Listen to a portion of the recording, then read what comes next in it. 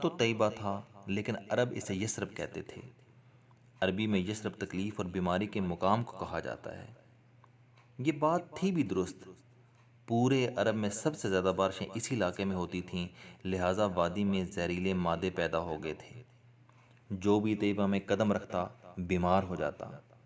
لیکن پھر وہاں میرے حضور صلی اللہ علیہ وسلم تشریف لائے۔ محققین کہتے ہیں کہ یہ اگست 622 عیسوی کا پہلا ہفتہ تھا، لیکن کچھ کا خیال ہے کہ یہ اکتوبر کا مہینہ تھا۔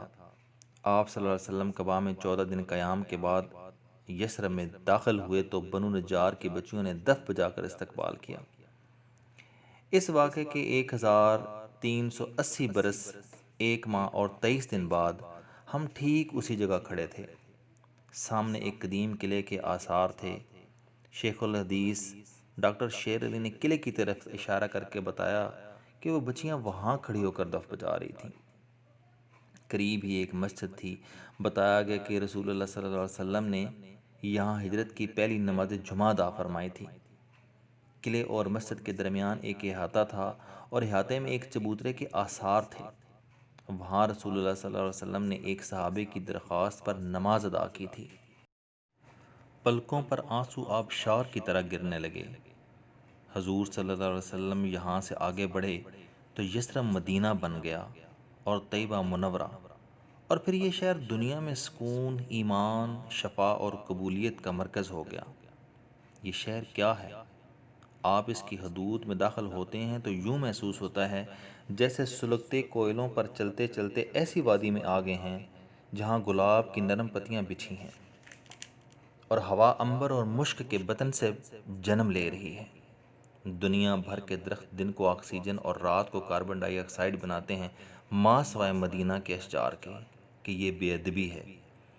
ڈاکٹر صاحب نے عربی کا ایک شعر پڑھا، وہ کیا نازک احساس اور ہزاروں لاکھوں پھولوں میں گدی فکر ہے۔ شاعر نے کہا کہ اگر تمہیں مدینے میں سکون نہیں ملتا تو پھر کہاں ملے گا؟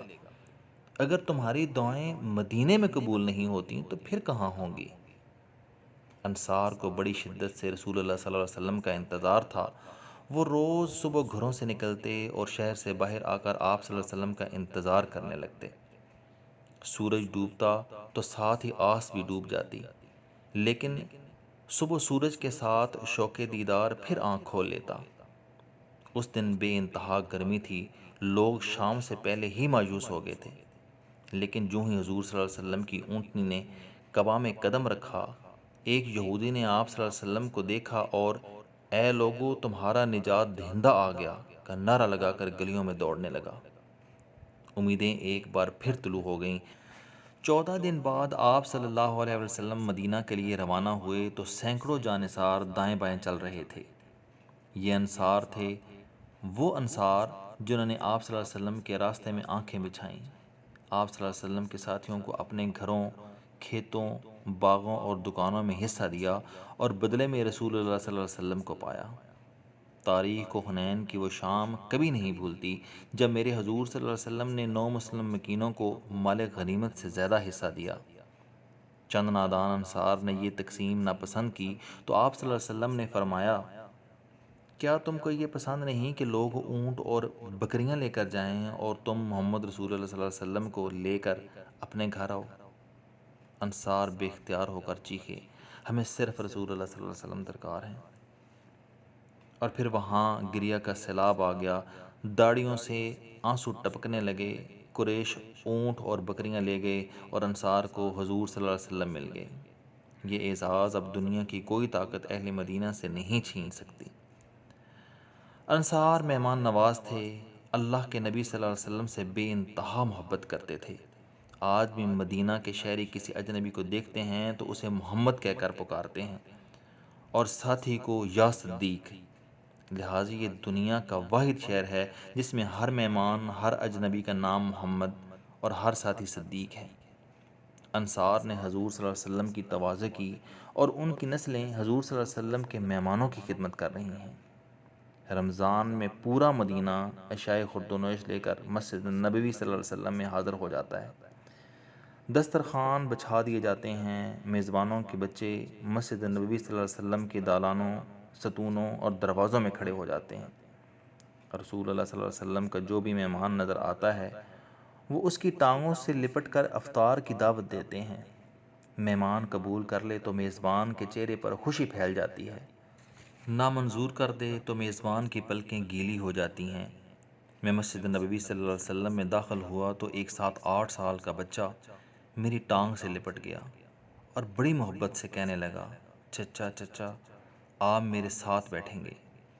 میرے منجمد وجود میں ایک نیل گوں شعلہ لرز اٹھا۔ میں نے جھک کر اس کے ماتھے پر بوسہ دیا اور سوچا یہ لوگ واقعی مستحق تھے کہ رسول اللہ صلی اللہ علیہ وسلم اپنے اللہ کے گھر سے اٹھ کر ان کے گھر آ ٹھہرتے اور پھر واپس نہ جاتے۔ وہاں روضہ اطہر کے قریب ایک دروازہ ہے، باب جبرائیل۔ آپ صلی اللہ علیہ وسلم ام المومنین حضرت عائشہ صدیقہ رضی اللہ تعالیٰ عنہ کے حجرے میں قیام فرماتے تھے۔ افطار کا وقت ہوتا، دسترخوان بچھتا، گھر میں موجود چند کھجوریں اور دودھ کا ایک آدھا پیالہ اس دسترخوان پر چن دیا جاتا۔ حضرت بلال رضی اللہ تعالیٰ عنہ اذان کے لیے کھڑے ہوتے تو آپ صلی اللہ علیہ وسلم فرماتے کہ عائشہ باہر دیکھو، باب جبرائیل کے پاس کوئی مسافر تو نہیں؟ آپ رضی اللہ تعالیٰ عنہ اٹھ کر دیکھتیں، واپس آ کر عرض کرتیں، یا رسول اللہ صلی اللہ علیہ وسلم وہاں ایک مسافر بیٹھا ہے۔ آپ صلی اللہ علیہ وسلم کھجوریں اور دودھ کا وہ پیالہ باہر بھجوا دیتے۔ میں جو ہی باب جبرائیل کے قریب بیٹھا تو میرے پیروں کے ناخنوں سے رانوں کی ہڈیوں تک ہر چیز پتھر ہو گئی۔ میں وہاں بیٹھ گیا۔ باب جبرائیل کے اندر ذرا سا ہٹ کر حضرت عائشہ صدیقہ رضی اللہ تعالیٰ عنہ کے حجرے میں میرے حضور صلی اللہ علیہ وسلم آرام فرما رہے ہیں۔ میں نے دل پر ہاتھ رکھ کر سوچا آج بھی رمضان ہے، ابھی چند لمحوں میں اذان ہوگی، ہو سکتا ہے کہ آج بھی میرے حضور صلی اللہ علیہ وسلم حضرت عائشہ صدیقہ رضی اللہ تعالیٰ عنہ سے پوچھیں، ذرا دیکھیے باہر کوئی مسافر تو نہیں، اور امہات المومنین عرض کریں، یا رسول اللہ صلی اللہ علیہ وسلم باہر ایک مسافر بیٹھا ہے، شکل سے مسکین نظر آتا ہے، نادم ہے، شرمسار ہے، تھکا ہارا ہے، سوال کرنے کا حوصلہ نہیں، بیکاری ہے، لیکن مانگنے کی جرت نہیں۔